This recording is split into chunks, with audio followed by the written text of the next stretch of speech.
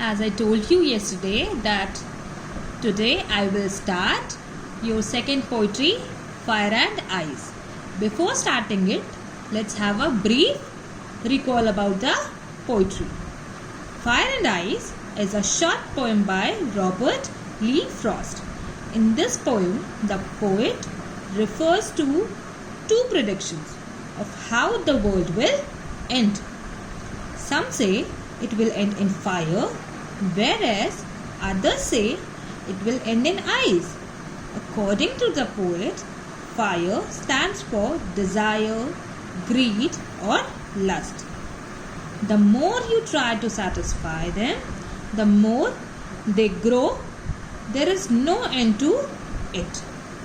They spread rapidly like fire, and enough your whole life.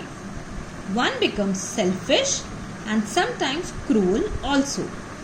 On the other hand, ice, according to the poet, stands for hatred, coldness and rigidity. One becomes insensitive and indifferent towards the feelings of others. The poet says that both fire as well as ice are going with such a rapid speed that the world would soon perish either way, in fire or in ice. In other words, you could say fire and ice expresses the profound idea that the world would end in either of two ways, either by ice or fire. Both the components are compared with self-destructing human emotions, hatred and desire. The poem very artistically underpins the philosophy that we let our emotions rule us, and if don't control them, they will surely destroy everything around us. Similarly, he thinks fire and ice both are just as competent in bringing the world to a catastrophic end. Now, we will start your poem. Some say the world will end in fire, some say in ice. From what I have tasted of desire, I hold with those who favors fire. Let me clear the desire of the stanza. I am going to clear the desire of this stanza. A strong feeling of wanting to have something or wishing for something to happen. Now I am going to explain you this stanza. The poem expresses the profound idea that the world would end in either of two ways, either by ice or fire. One group is of the opinion that someday the earth core will get so heated up that it would lead to fire, destroying the earth's surface. On the other hand, the second group says that if the temperature goes down to an extent that makes life on earth impossible, it would have the same catastrophic effect. The poet then compares fire and ice with the destruction features of human emotions, desire and hatred.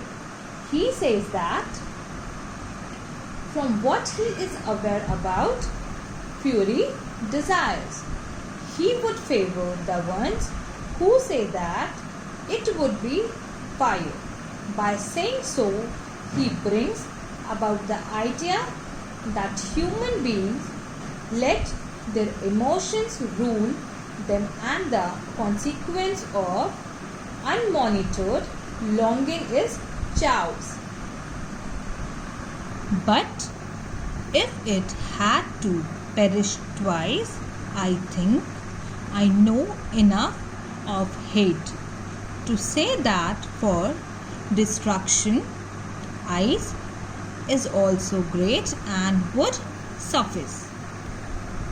Before explanation of your last paragraph, let me clear the meaning of few words. Here, perish means die and suffice means be sufficient.